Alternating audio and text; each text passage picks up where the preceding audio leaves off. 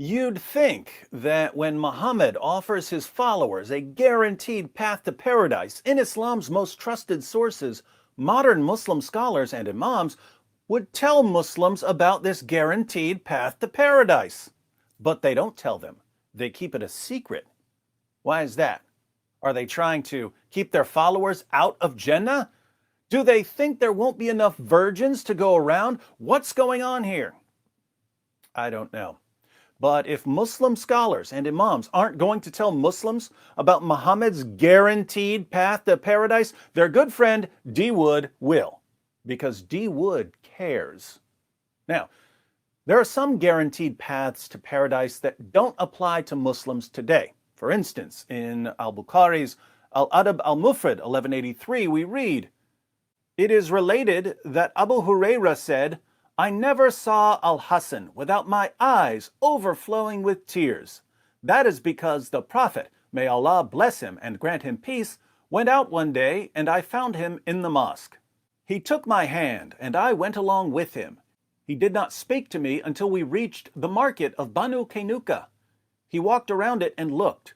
Then he left and I left with him until we reached the mosque.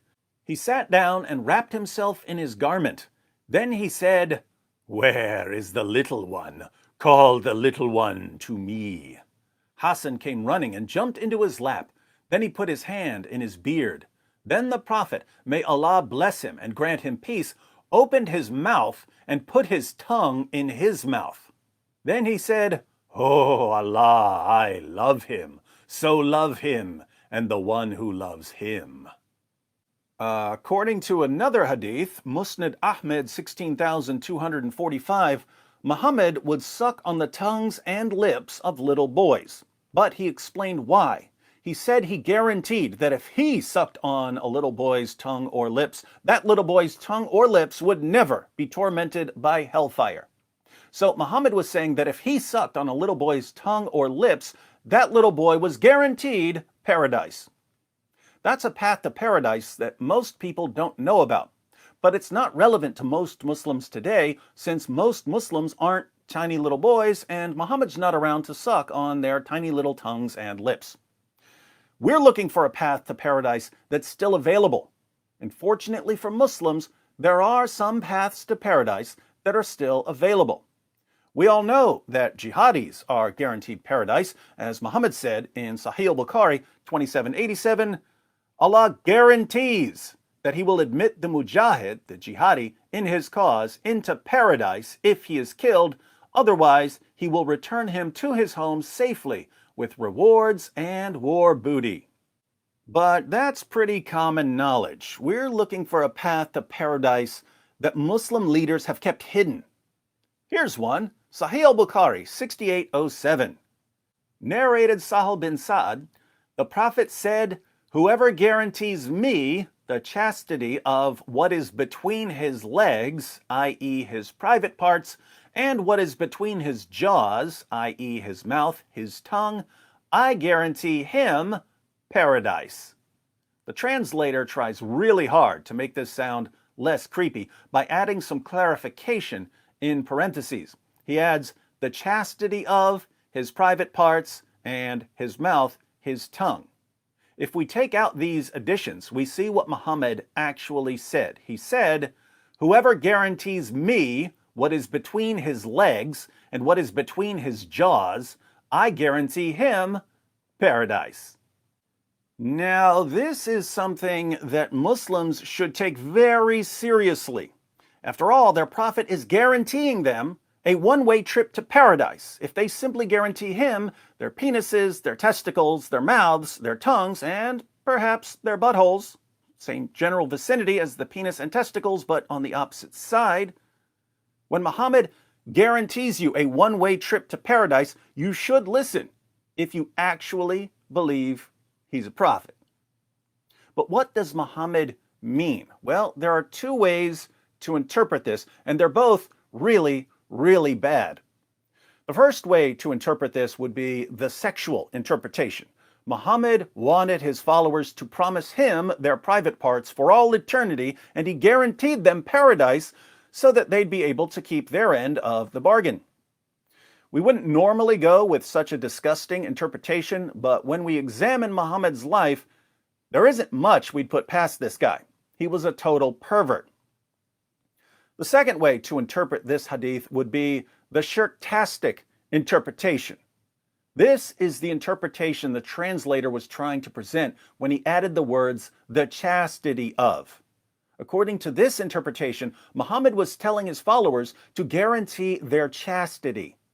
But notice, Muhammad didn't say that people who guarantee their private parts to Allah are guaranteed paradise. He said that people who guarantee their private parts to Him are guaranteed paradise. Whoever guarantees me, whoever guarantees me, whoever guarantees me what is between his legs and what is between his jaws, I guarantee him paradise. I thought Muhammad was just a messenger.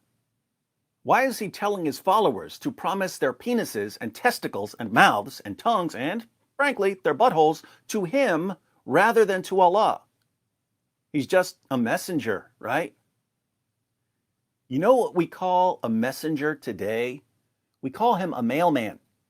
Muhammad is supposed to be a mailman delivering a message from someone else. Imagine a president or a prime minister, let's say the president of the United States, sending you a letter.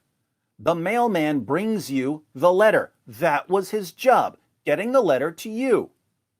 But suppose the mailman all of a sudden says, hey, if you guarantee your private parts to me, the mailman, I can guarantee you a permanent room at the White House. Wouldn't you start thinking to yourself, wait a minute, you're the mailman. You deliver the message. You don't decide who gets to live in the White House, and it makes no sense to pledge our private parts to you. For someone who claims that Allah has no partner, Muhammad sure does act like he's Allah's partner. You don't promise your private parts to Allah, you promise them to a pervert, Muhammad. And if you promise your privates to a pretend prophet, he guarantees you paradise. Pretty impressive. Muhammad can just bypass the judgment of Allah and guarantee you paradise as long as you promise him your private parts. Clearly, if the shirktastic interpretation is correct, Muhammad is committing and promoting shirk, associating partners, namely himself, with Allah. He's trying to get his followers to pledge something to him that they should be pledging to God, and he's claiming that he's handing out tickets to paradise. Anyone who obeys Muhammad here is guilty of shirk. Again, there are only two ways to interpret this hadith. Either it's sexually perverted or it's shirk. Which is worse, according to Islam? Shirk is worse than sexual perversion. So Muslims shouldn't be trying to insert a pledge of chastity into this hadith. That would be shirk, because they'd be promising their private parts to a man as if their chastity is something they owe to that man. But this means that Muslims who don't want to commit shirk can only conclude that Muhammad was telling his followers that he wants their penises, their testicles, their mouths, their tongues, and, dare I say, their anuses for himself in paradise. I know it sounds revolting, but those are the only options. Either Muhammad was committing and promoting shirk, the unforgivable sin, or he wants his followers to promise him their privates for some presumably perverted purpose.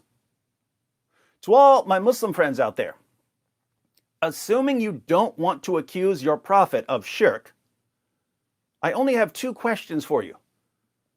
One, how bad do you want to get to Muhammad's paradise? And two, is it really worth it? It just backfired on you. It just backfired on you. This is a part of a religion. There's a reason to it. Yeah?